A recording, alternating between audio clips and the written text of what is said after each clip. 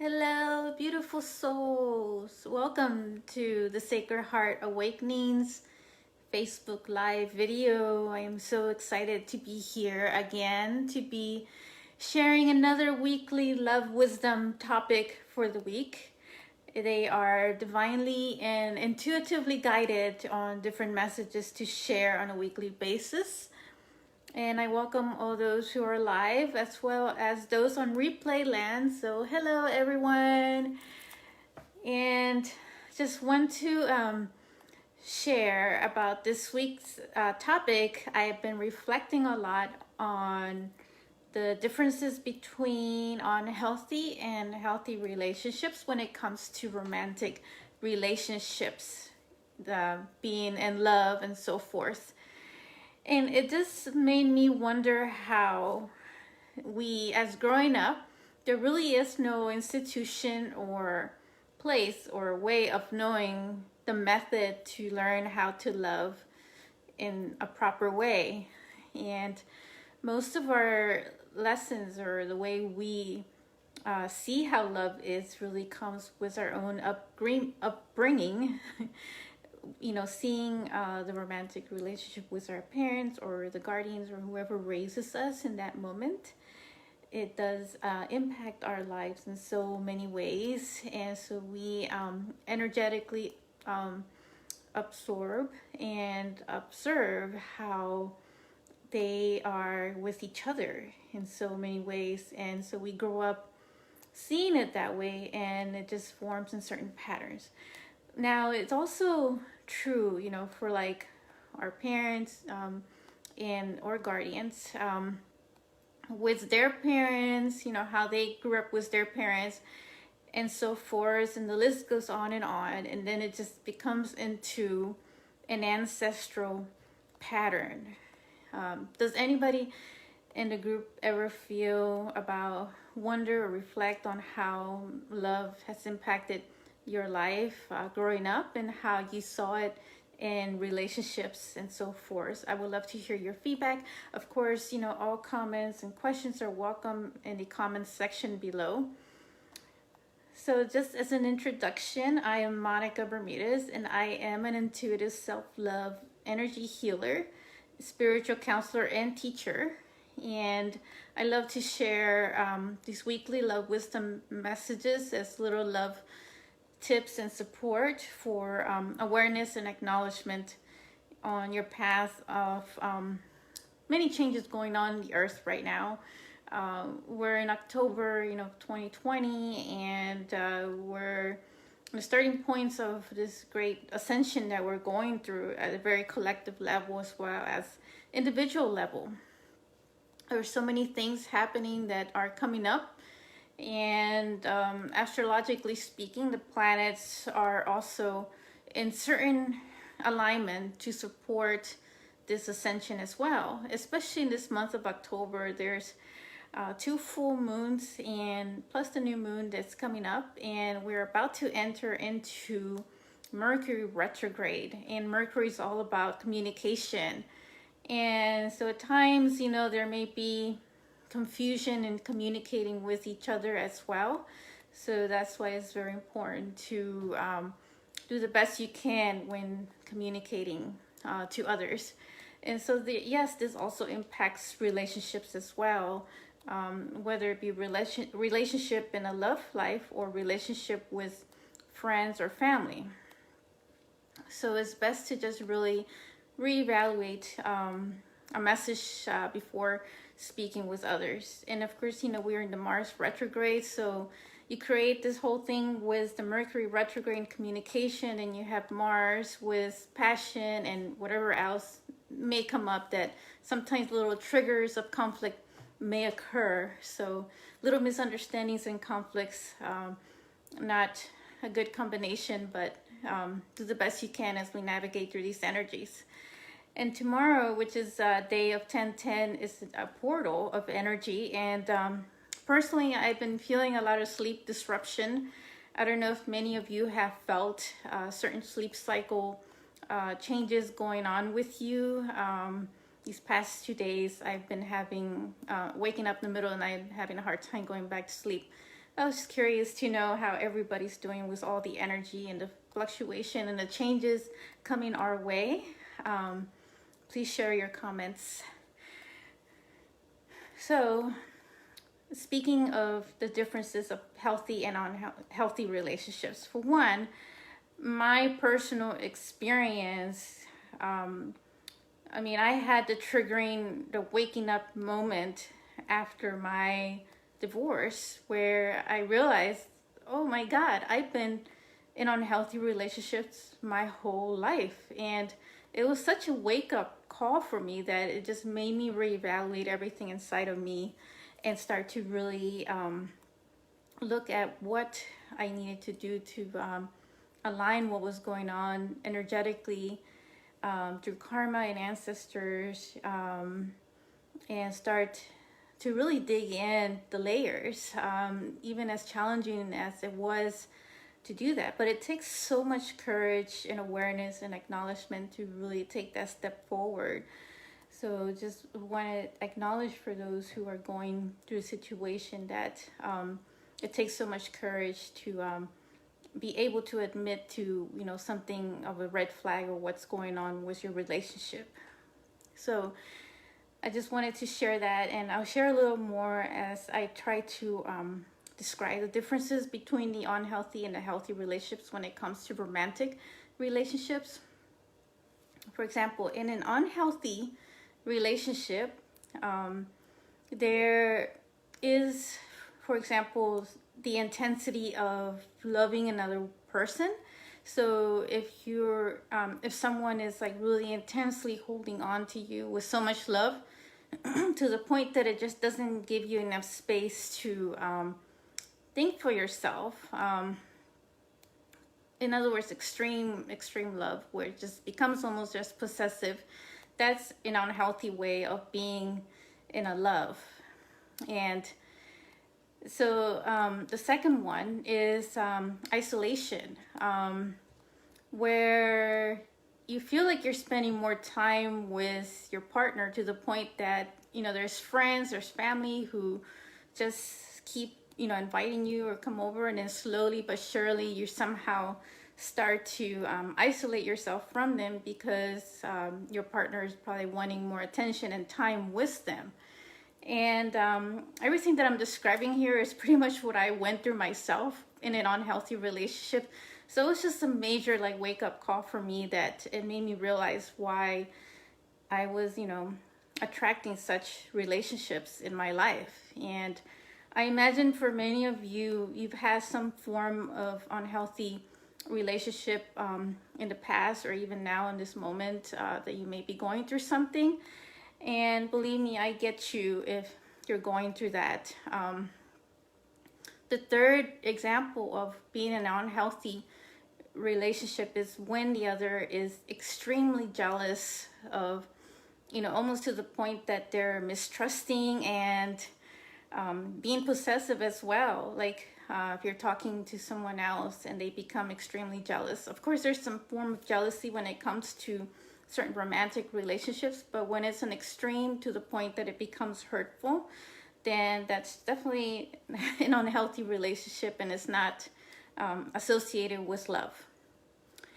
And the other example is when words are used to hurt. So words are used as knives and they put you down in so many ways to belittle you and almost to tear you down at some point. And that's definitely not love in any way. And, creating doubt in yourself or making you seem like you're the crazy one or that you never, they never said any of those stuff. And so all the words, can really hurt. And that's being in an unhealthy romantic relationship as well.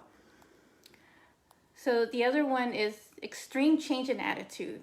So, for example, if they say words that are really hurtful in certain ways that become like knives, whether it be the front stab in the heart or back stab, and then all of a sudden 5 minutes later they turn around and say, I love you. That's an extreme change in attitude, and it's definitely not any form of love. And, the other one is the relationship roller coaster, where you kind of go on and off, just break up, with each other, and either you break up and then you come back, and it's just like this roller coaster of going back and forth. And that's also unhealthy.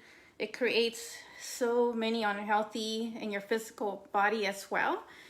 For me, what happened was that my foot all of a sudden started to hurt. One of my foot, like my left foot, and it was hurting so bad.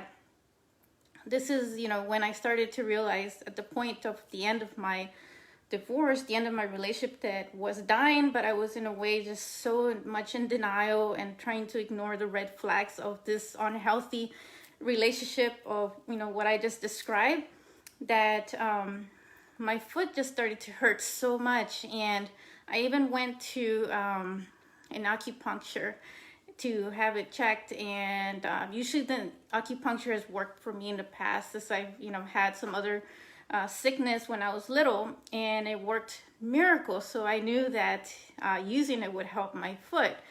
But every time I tried, everything that I tried, the pain wasn't going away. And so finally, the doctor said to me, "Is someone stepping on your foot?" And so what he meant was, is something in your situation, in your relationship, causing this stress, that this stress is building this pain in your foot. And it just suddenly clicked on me that, I've been really struggling with trying to make this relationship work. But in the end of it, I'm the one that's really hurting myself.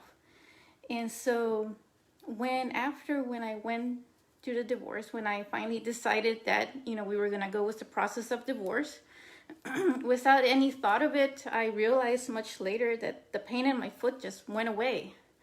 And surely that was evidence that the stress of the relationship and going through all these things was so unhealthy for my physical body as well as mental and emotional. So everything was just impacting my foot. So that's why, I share these unhealthy tips about if you're in an unhealthy relationship, for you to understand what's going on, for awareness and understanding, and the changes that you could start making and start reevaluating in your life, and reevaluate it with love, of course. And when we look at the healthy relationship, it's really meant to be an open communication. You shouldn't have to be walking on eggshells and hiding your true authentic self with someone, but you should be able to be more open and authentic of who you are, and freely share your ideas and opinions and anything that you're working on that's soul purpose related. And there's like this mutual trust with each other, and it's just like having a best friend with you who understands you and is with you. And also in the unhealthy relationship, the other one uses words to empower you and not words to destroy you.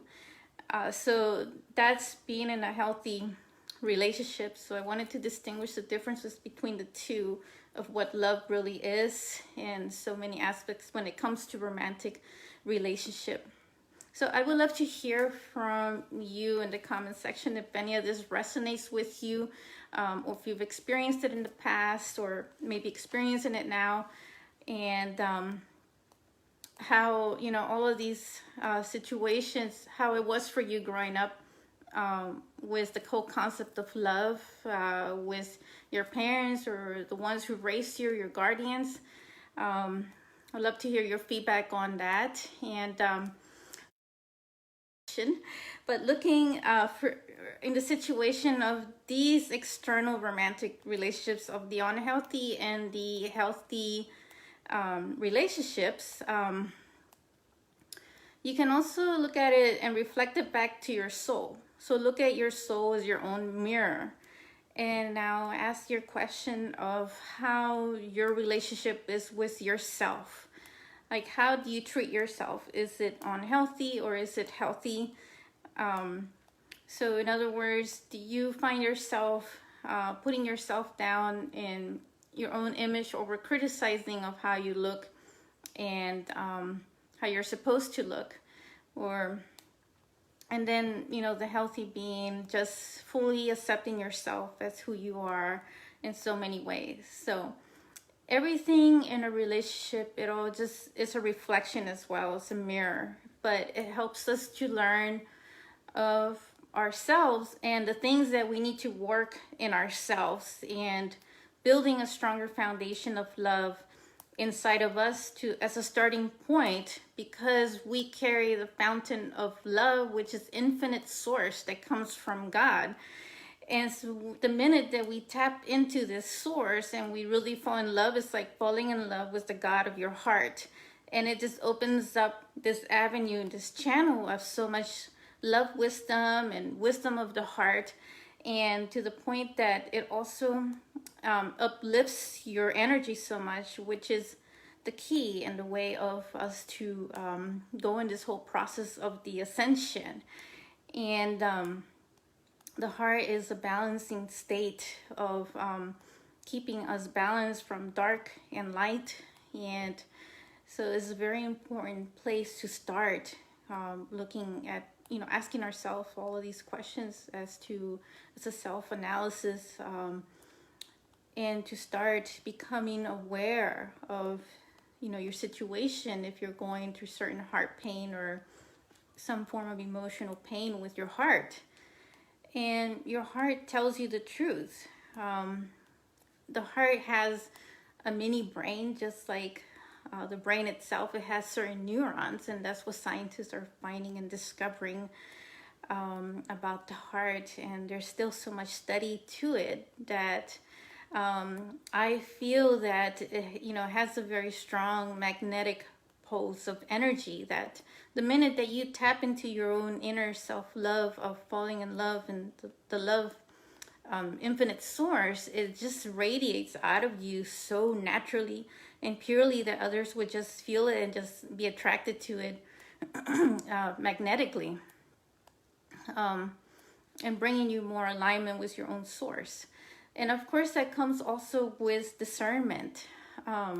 When we're here on earth, we're in human physical bodies, so we are looking at both the shadow, which is the dark side, and the light side of our pure soul. And so this is normal for us humans to be, working, and the key is keep the balance through our heart. And so that's why it's important for us to really start talking to your own inner heart and speaking to your inner self, higher self within the heart, which is the heart of truth in so many ways. And so I would love to hear any feedback you may have or questions so far on everything that was just shared through this message. So yeah, do ask yourself how your relationship is with yourself and how you're treating yourself, and just become aware of your own thoughts and what you're saying. And with Mercury retrograde coming online pretty soon, there's definitely a lot of that reanalysis and review. So review of life, whether it be the romantic lives that you had, or even the review of your own whole life and up to this point, and what you've been doing and what's been happening in your life. So that's what Mercury retrograde brings, the opportunity to be able to use that time to journal and review every aspect of yourself as much as possible. So 2020 offers this opportunity for us to really start working with those energy layers inside of us, to start really embracing our own self-love, because love is your divine truth, your divine nature, and it all just starts inside of you. That's who you really are meant to be. You're meant to live in joy. And if you're not, then you should really start reevaluating all that and asking yourself why that's the case, and what can you do to make yourself get into alignment with the joy vibration of the energy. Because we really need that right now. This planet needs it, and it starts with you.